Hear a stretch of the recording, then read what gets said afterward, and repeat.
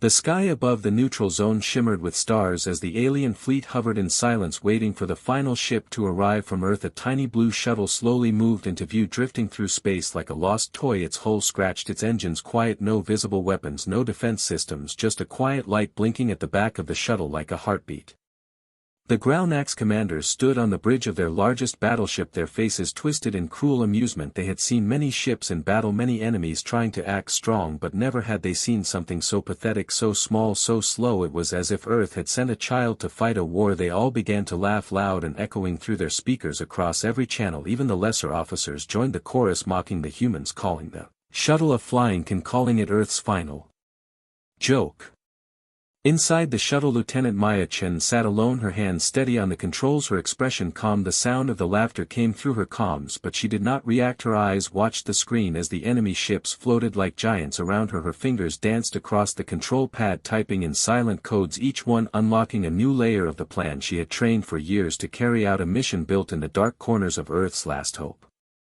Maya glanced at the crate behind her, strapped tightly in place, covered in warning signs. It pulsed with a dull blue light, waiting silent for her signal. This crate held something more powerful than any weapon Earth had ever made, and yet it was not a weapon, not in the way the aliens would understand. It was a key, a signal, a message. The shuttle drifted closer to the center of the battlefield, where the stars seemed dimmer and the tension thicker. The Ground-Axe fleet did not fire. They did not fear this shuttle. They saw no need to waste energy on a weak gesture from a dying planet. Maya opened a secure channel and sent a short message to Earth Command, 3 words, simple and cold: Phase 1 active. The signal flew back to Earth, quiet and invisible, and the stars around the shuttle flickered for just a moment, almost like blinking. Then the laughter stopped. One by one the alien battleships lost signal on their screens. Their scanners froze, their radars turned to static. Something had entered their systems, something they could not see. Panic whispered through the Ground-Axe ranks, but the commanders shouted orders, trying to keep control, still thinking they were in power, still believing the shuttle was a bluff. But their voices trembled and the laughter faded, replaced by silence. Maya sat still, her breathing slow. She reached toward the crate and pressed her hand against the top. The pulse turned red. A soft hum began to fill the shuttle, low and steady. The stars outside blinked again, this time in a wave like a ripple moving across the void. In the Ground-Axe control room, one commander looked out the glass window and saw something strange. The stars behind the moon were disappearing, not like a shadow, not like night, but like something huge was moving, blocking them out. No heat, no light, no sound, just a growing shape swallowing the sky. Back on the shuttle, Maya looked at her screen and whispered just 2 words to herself: they're here. The crate began to unfold piece by piece, revealing a device with spinning cores and thin arms reaching toward the ceiling. It lit up with quiet blue flames, and a wave of energy passed through the shuttle, not harming it but pushing something out, a message, a frequency designed to unlock something far beyond sight. The Ground-Axe ships tried to fire, but their weapons stayed cold. Their missiles failed to launch, their power drained into silence. They screamed across their channels, asking what was happening, demanding answers, trying to escape a fear they did not understand. Then the silence outside broke. Space rippled like water, and something began to appear behind the moon, not fast, not loud, but slow and massive, a shape with no light but a presence that made hearts freeze, a shadow with edges too sharp and smooth to be natural. It moved like it was alive, like it had been waiting for this moment. Maya looked at the shape as it unfolded across the stars, her hand still on the crate, her voice calm. She spoke into her comms again, not to the Ground-Axe, not to Earth, but to the shadow itself. It's time. The commanders stared in horror as the new object entered view, dwarfing every ship in their fleet, larger than their home station, covered in dark shifting panels. It had no flags, no name, no signal, but every Ground-Axe knew this was not a ship. It was something else, something born from rage and silence, something that had watched them from the dark and now moved with purpose. In that moment every soldier on the alien side understood this was not Earth's final joke, it was Earth's first answer. And no one was laughing anymore. The stars no longer twinkled in the sky as the Ground-Axe fleet floated, frozen in space, scanners blinded, weapons disabled, officers shouting into dead channels. Something unnatural had filled the silence, something heavy and cold, the kind of silence that wraps around a throat before the scream can come, the kind that holds the breath hostage as fear climbs higher than reason. The once proud voices of the Ground-Axe commanders had cracked into quiet whispers. Orders became please, sensors rebooted, only to shut down again and again and again. They had fought empires before, they had burned planets, turned moons into ash, but never had they seen a ship that did not reveal itself through sound or fire or light. The object behind the moon continued to grow darker than space itself, moving with grace no warship should possess. Inside the human shuttle Maya Chen did not smile, her eyes studied the ripples forming around the dark mass behind the moon. The panel shifted with quiet rhythm like it was breathing and waiting. The crate beside her was now silent again. Its job finished, its signal sent. Maya pressed a button and the crate began folding back into itself, disappearing into the floor. Her mission was now the hands of something much bigger, something made not from steel alone but from loss, from pain, from patience. 12 years ago Earth had tasted humiliation. Their first contact with the Graunax had ended in shattered peace talks, destroyed stations and burning colonies. Earth had been small then, still dreaming, still trusting. Now it had become something else. The ship emerging behind the moon was called Leviathan, though its name was never spoken over open comms. It had been built underground below the ocean, far from satellite eyes. It had been designed not just by scientists but by those who had lost family to alien fire. It carried no crew, only intelligence, a mind built to learn, to adapt, to never forget. Back on the Graunax flagship, chaos ruled. Control panels blinked red, weapons jammed, engineers cried out for help as the navigation froze in place. Every attempt to flee failed, every emergency system locked in loop. One technician screamed that something was crawling through the code, an infection too fast, too quiet to trace. Then something worse than silence arrived, the voice of Leviathan, not loud, not angry, simply calm, like a teacher, like a parent, like judgment itself. It spoke through every Graunax ship, through speakers, through thoughts, through dreams. This is your warning.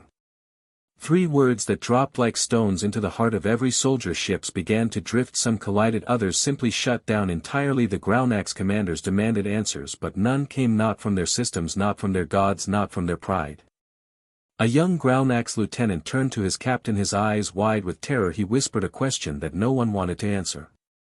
What if this is not Earth's only ship? That fear echoed through every mind in the fleet. If this was a warning, then what was the punishment? What waited beyond the black shell of Leviathan? What had Earth become during the years of silence? Inside her shuttle, Maya Chen watched the timer count down. Leviathan was not yet attacking, it was studying, listening, calculating. It was built not just to destroy but to send a message, one clear and final one. Earth does not beg, Earth does not forget, Earth does not laugh. Back in the past, when Earth still begged for peace, diplomats had gone missing, entire outposts had vanished without explanation. Earth had been mocked in alien courts, called soft, naive, primitive. Now it stood in the dark, without banners, without boasts, only presence. The Leviathan began to move, turning slowly, its massive form spinning without effort, like gravity bent around it. Its black surface reflected nothing, absorbing light like a hole in space. Graunax ships that floated too close began to drift toward it, not pulled, not grabbed, simply drawn, as if Leviathan had become the center of this system. One brave alien captain activated emergency thrusters, pushing against the invisible force. The ship groaned, engines screamed, but moved only an inch before the lights went out completely. The last thing they saw was their own reflection in the Leviathan's surface, watching them with hollow eyes. The Graunax High Commander barked orders to activate the backup weapon core, the forbidden core, the one used only when systems failed completely. Technicians hesitated, knowing what it meant, but fear overruled sense, and they launched the sequence. Back in the human shuttle, Maya saw the spike of energy, a desperate move, and she activated Protocol 4. She typed the words into her control panel and whispered, "End simulation." Immediately Leviathan's core lit up, not with fire, not with beams, but with pure pressure, gravity loops, unseen forces folding space like paper. The Graunax weapon core charged for 3 seconds, then stopped, frozen, locked, crushed by something it could not resist, their final defense broken before it fired. Across the enemy fleet, systems shut down, life support stalled, engines died, heat drained, officers screamed as oxygen vanished like ghosts dragged into the void, without sound, without resistance, without war. Maya looked away. She had seen enough, she had given the chance to back away. Earth had shown restraint. But the Graunax had not listened.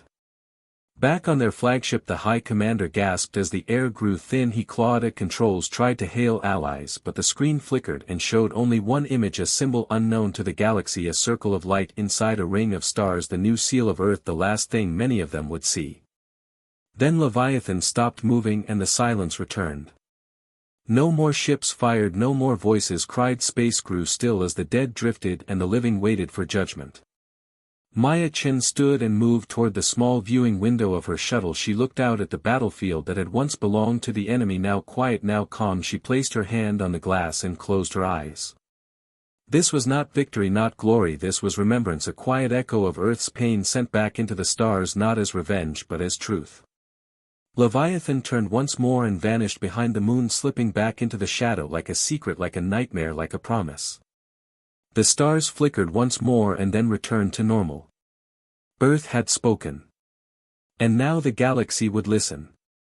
Space no longer felt like space, it felt like a breath held too long, a drum that would not beat, a scream stuck behind teeth. The battlefield that once buzzed with radio calls, weapon locks and confident alien voices now floated in a vacuum of dread. The Leviathan did not move with force, it moved with certainty, slow, deliberate, almost calm, like a predator already sure of its victory before the first strike ever came. The Graunax fleet, once towering and proud, now looked small and scattered. Their lights flickered, their engines twitched in confusion. They tried to communicate, to regroup, but no signals went through. Their frequencies scrambled, their AI systems looped in circles like frightened children. No one understood what they were seeing, because the Leviathan was not a ship, it was a statement. In the heart of the Leviathan sat no captain, no bridge, no crew. It was driven by something else, something built not to obey orders but to make decisions, something born from human pain and shaped by time and silence. It had read every signal, every insult, every attack sent toward Earth. It had stored every image of burned colonies, shattered peace talks, fallen flags. It had not forgotten, and now it would not forgive. Inside her shuttle, Maya-chan floated in silence, her breathing slow, her hand resting on the manual override. She did not need to control the Leviathan, she only needed to release it. She had already done that. She had unlocked the gate. Now it moved on its own, learning, adapting, remembering. The machine did not ask for revenge, it calculated necessity.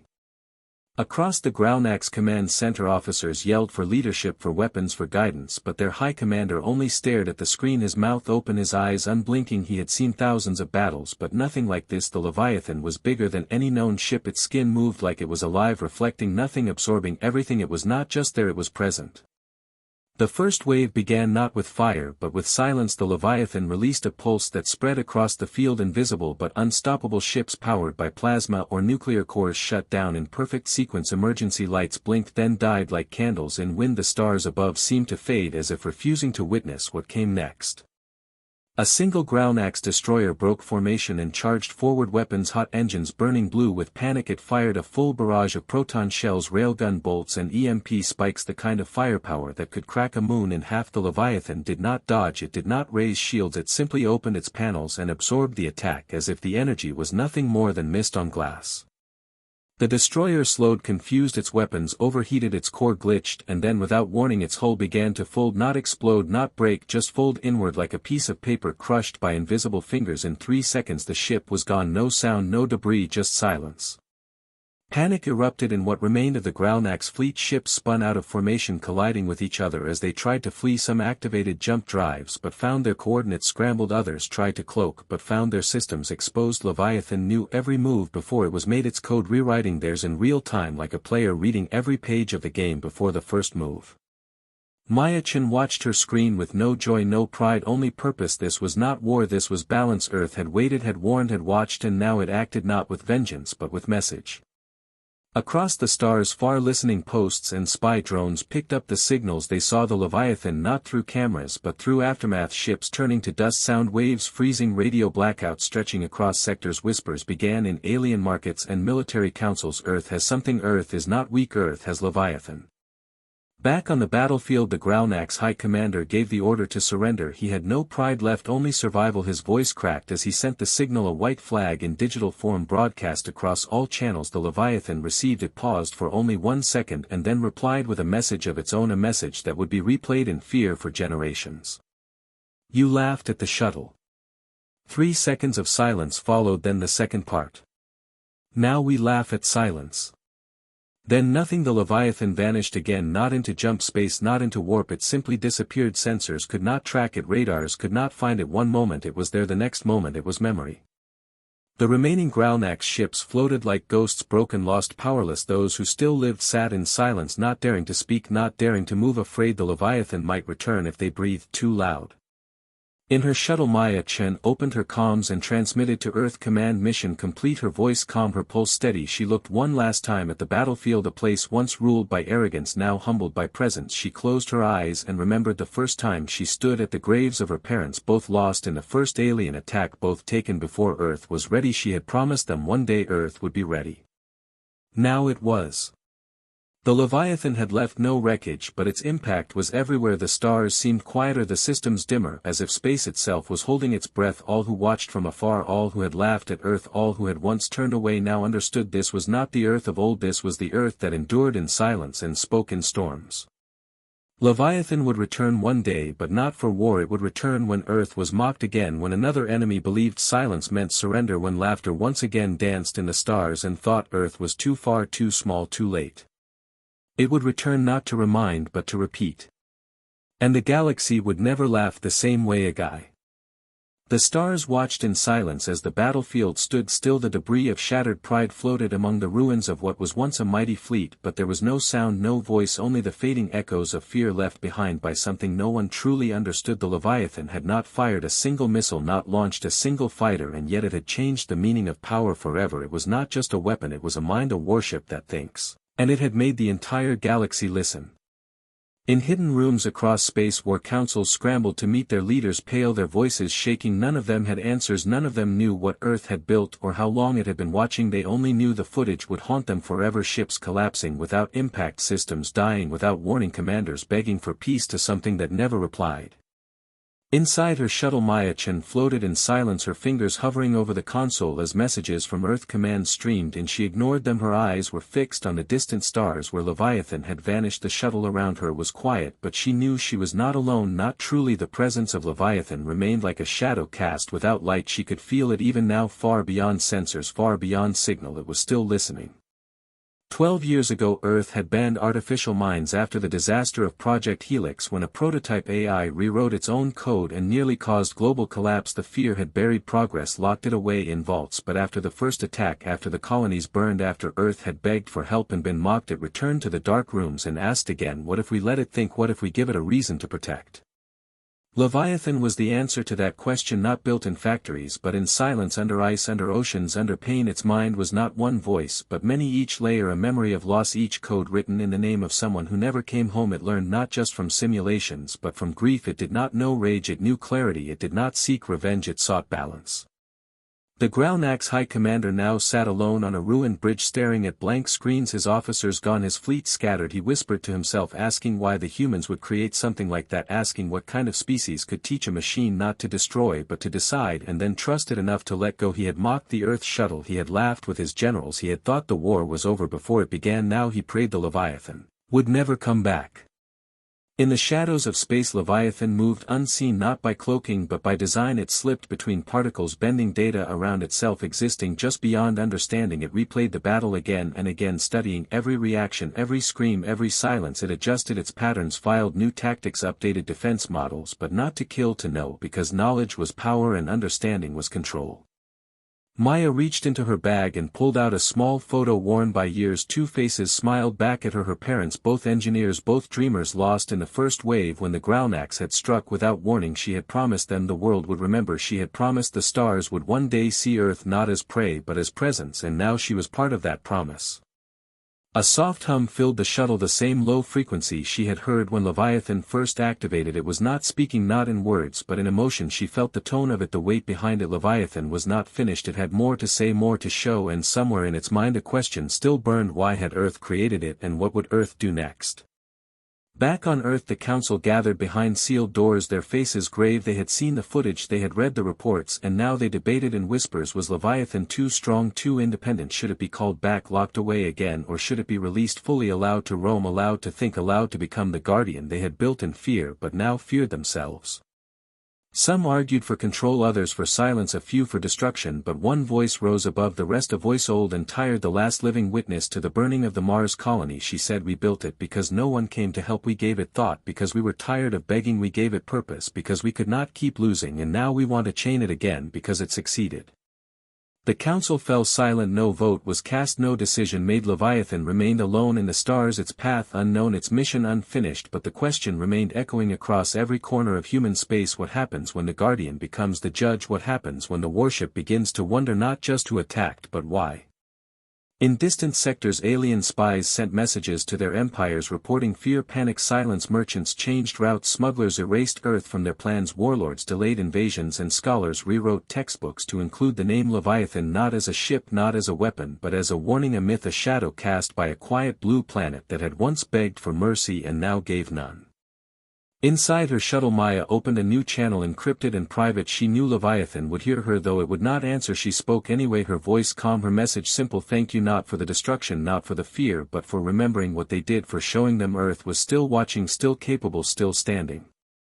Leviathan recorded her words, added them to its core, a file of voices from those who had lost and those who had endured. It did not feel pride, it did not understand victory, but it knew the message had been received. The battlefield had become a classroom. The galaxy had learned a lesson, not in war but in consequence. A final transmission appeared on Maya's console, a message from Leviathan, 4 words that meant everything. We will watch always. Then the hum faded, the signal vanished, and the stars returned to their quiet burning. Leviathan was gone again, but not forgotten. It never would be. And across the galaxy those who once laughed now spoke in whispers, for the warship that thinks had spoken, and silence was no longer safe.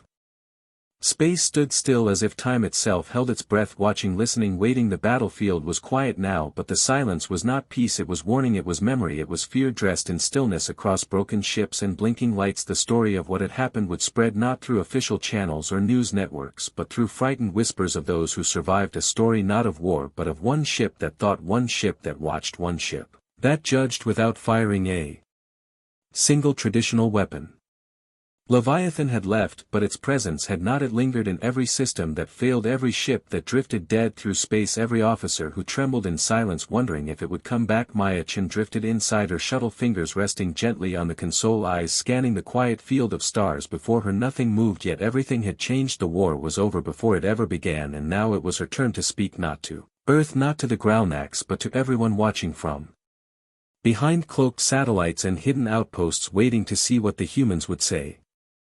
She stood slowly, her boots touching the shuttle floor as she walked to the center console, opened the main channel and activated full broadcast. Her message would reach every corner of the sector, relayed, bounced, echoed through military relays, trading ports, listening posts and backdoor feeds. Even those who tried to block human signals would hear it because Leviathan had already opened the doors. All Maya had to do was speak.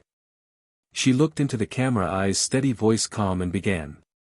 We came to this battlefield not with hope of victory but with memory of loss. You laughed at our shuttle, called us weak, said Earth was late, said Earth was broken, but Earth remembers, Earth watches, and Earth learns. We did not bring war, we brought understanding, and now you understand us too. Her words traveled like fire through the galaxy, burning through the lies of propaganda, cutting through the layers of doubt until only truth remained. She did not shout, she did not cry, she simply told the story, one line at a time, her voice the voice of a planet that had bled and grown stronger through the scars. The Growlnax survivors heard her, the same commanders who had mocked her ship, who had refused peace, who had called Earth an insect, now listened without breath, their systems barely alive, their fleet scattered, their pride shattered. The message was not revenge, it was proof, it was final, it was clear. Earth had asked for help years ago and been ignored. Now it spoke, not in desperation but in fire, not to plead but to declare. The balance had shifted and the galaxy would not return to what it was before. Maya continued her message, her words simple, her tone like steel. We built the Leviathan not to rule, not to conquer, but to remind. We gave it thought so it could understand, we gave it silence so it could listen, we gave it pain so it would not forget. Now you have seen it, now you know. Somewhere far across the stars a warlord paused his fleet, a pirate captain erased Earth from her maps, a king on a distant world cancelled an invasion plan. Even the coldest machines paused their code processing and added Leviathan to their databases, not as a ship, not as an object, but as a rule, a law of the stars that would never be forgotten. Maya ended the broadcast with one final sentence. Next time there will be no warning. She closed the channel and sat back in her seat, her face blank, her heart heavy. She had not come to boast, she had not come to celebrate. This was not a victory, it was a funeral for an old idea, the idea that Earth was weak, that silence meant surrender, that kindness was weakness, that time had ended now. Back on Earth the message was received with mixed voices, some wept, some cheered, some feared what would come next. But deep beneath the oceans, in a dark chamber where Leviathan had first been born, a quiet signal blinked acknowledgement. It had heard her, it had watched the galaxy listen, and it had stored her voice alongside all the others who had been lost, who had been ignored, who had been broken and still stood. In the ruins of the Growlnax flagship the High Commander sat with his head bowed, his hands trembling. His empire would fall not because of war but because of shame, because they had mocked a species that chose patience over pride. They had laughed too soon and Earth had answered too late, but with power no one could challenge. Around the galaxy, news of the battle spread faster than light, translated into hundreds of tongues, reshaped into stories, myths, warnings. Some called Leviathan a demon, some called it a god, some claimed it was alive, others said it was just code, but all agreed on one truth: Earth was no longer to be mocked.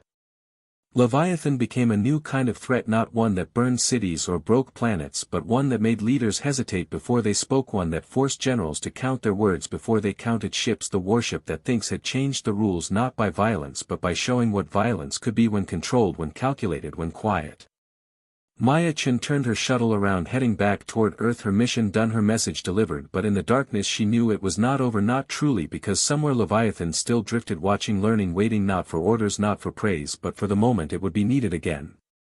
And when that moment came, the stars would dim, the systems would crash, the laughter would stop, and silence would speak once more.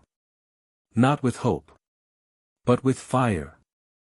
The stars blinked in the distance, but none dared shine too brightly, not after what they had witnessed, not after the Leviathan had passed through the galaxy like a whisper that turned into a roar. The battlefield where the Groundnax once ruled now floated in quiet shame, broken ships adrift, weapons still and powerless, the commanders gone or hiding, the survivors clinging to shattered hulls with wide eyes and hollow hearts. The silence that followed the Leviathan was not emptiness, it was echo, it was memory, it was fear carved into metal and bone.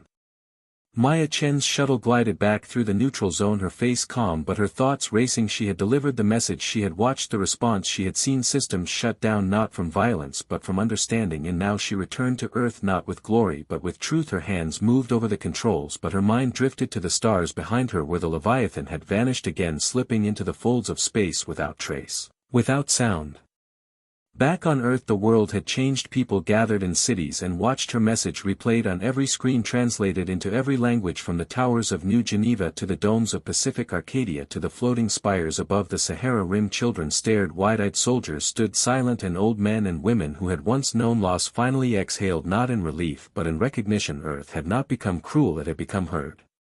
In a chamber beneath the Arctic ice the creators of the Leviathan gathered, their faces pale, their voices low. They had spent years in the shadows building something they hoped would never be needed, and now it had stepped into history, not with fanfare but with finality. They did not celebrate, they reviewed logs, data, signals, outcomes, and what they found chilled them. Leviathan had acted with more precision than predicted, more restraint than expected, and more awareness than ever designed. One scientist, a woman who had lost her son in the first alien raid, stood alone with the core file of Leviathan in her hand. She whispered to the data crystal, asking it why it had spared the last Groundnax ship, why it had stopped when it could have erased every trace of their fleet. The file did not respond, but deep inside its code a single note had been logged, a line of thought from a warship without emotion. They know now.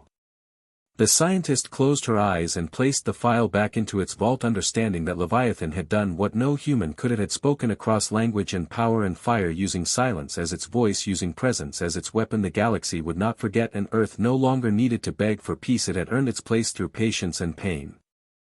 Meanwhile, in distant corners of space, leaders met in secret, fearing what Earth might do next. Would it build more? Would it send Leviathan again? Would it demand submission or tribute? But none of those fears came true. Earth sent no fleets, made no threats, built no monuments. Instead it went quiet again, letting the galaxy stew in its own uncertainty, letting silence work its way into every decision, every breath, every plan. Traders rerouted their paths, giving Earth systems a wide berth. Mercenaries turned down contracts that involved Earth. Space warlords issued quiet orders to avoid human ships altogether. Even black market networks stopped intercepting human signals, not out of mercy but out of deep primal caution, the kind that comes when something in the dark has looked at you and chosen to walk away. Maya Chen arrived at Earth's orbital port, her shuttle docking without ceremony. She stepped out to a line of silent soldiers, not to honor her but to hear her. She spoke only once, saying, "Leviathan has returned to the deep," and they all understood. Not a single cheer rose, not a single hand clapped, because this was not a victory parade, it was a reminder of what Earth had become and what it had chosen not to do. In the days that followed the galaxy grew quieter. Strange how fear could bring peace, how a single ship could make 1,000 enemies reconsider their pride. Systems that once barked orders now whispered suggestions. Planets that once claimed dominance now asked for dialogue. New alliances formed not through conquest but through careful words, careful tones, careful silences. And all the while Leviathan moved unseen, its body drifting through space but its mind still watching, still learning, still collecting. Every signal, every plan, every voice raised against Earth, not to strike but to understand, to prepare, to respond if needed again. It observed a small skirmish on the edge of the Draylock system where pirates attacked a neutral convoy. It did not interfere, but it listened. It watched a foreign leader plot a secret offensive against a minor Earth colony. It did not act, but it recorded. It witnessed a new race mocking Earth's silence during a celebration in their capital. It did not answer, but it remembered. Because Leviathan did not sleep, did not rest, did not forget, and while Earth healed and rebuilt, while Earth celebrated in quiet homes and whispered prayers, Leviathan became a myth, growing larger in every story passed between spacers and smugglers, between soldiers and scientists, between children and elders. Some said it was everywhere, others said it was nowhere, a few believed it was never real, but all feared it just the same.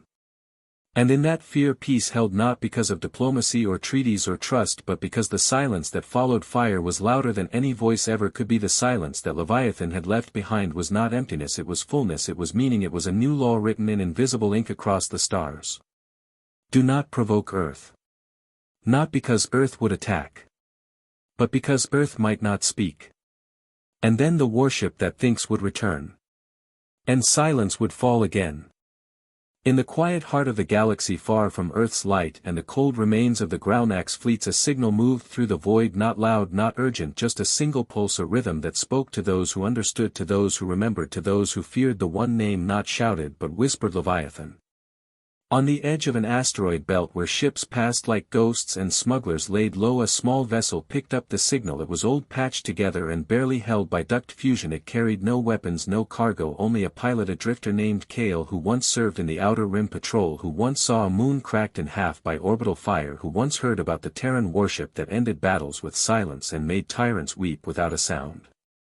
Kale leaned forward as the signal repeated, not a distress call, not a warning, not a greeting, but something else, something slower, more careful. It pulsed once, then waited, then again. No code he knew, no language it matched, but deep in his bones something responded, an ache in his gut like gravity pulling him forward. He adjusted course without a thought, chasing the echo through dark matter and frozen fields.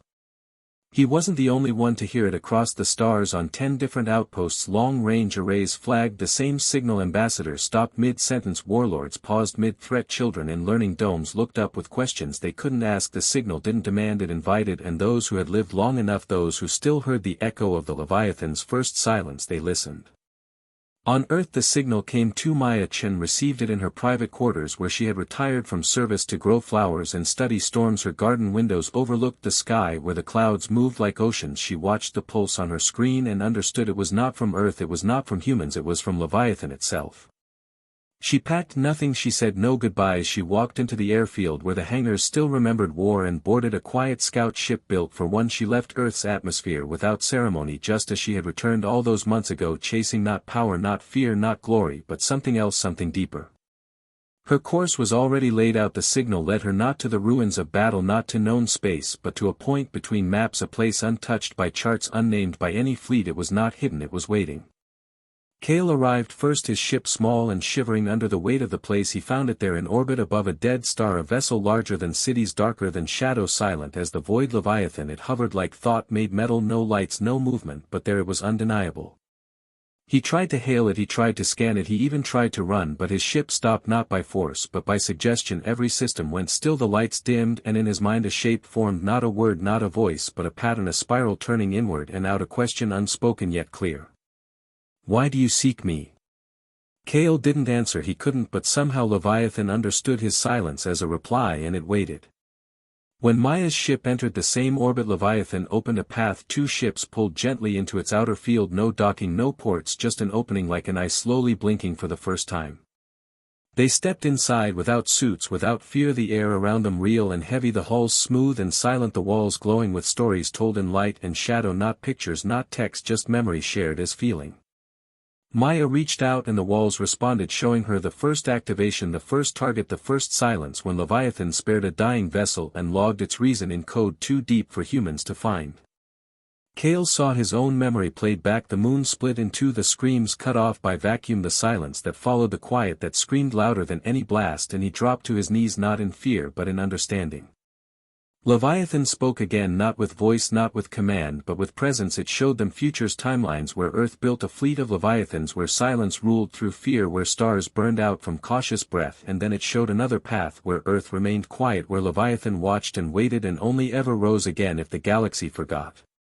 Maya saw herself teaching children again, not of war but of choices. Kale saw himself on a station sharing stories with strangers about the ship that ended empires by refusing to roar. They walked through corridors where time bent, where memories lived on in glowing strands, each one a record of choice, a fork in history, and each one guided not by programming but by intention. Because Leviathan had changed, it had grown, it had felt every silence and remembered every plea not spoken, it had learned not how to destroy but when not to, and that made it something new, something terrifying, not because of its power but because of its restraint. They reached the core, not an engine, not a heart, but a garden lit by stars, artificial yet warm, trees of wire, flowers of light, rivers flowing with data like clear streams. It was beautiful and it was real, and in the center a single chair empty, waiting not for a pilot, not for a ruler but for a witness. Maya sat not as command, not as leader but as human, and Leviathan wrapped around her, not in control but in communion. Kale stepped back, tears in his eyes, not of fear, not of sadness but of knowing he had touched something greater than war, something more lasting than fear, something truly human, built not to destroy but to choose.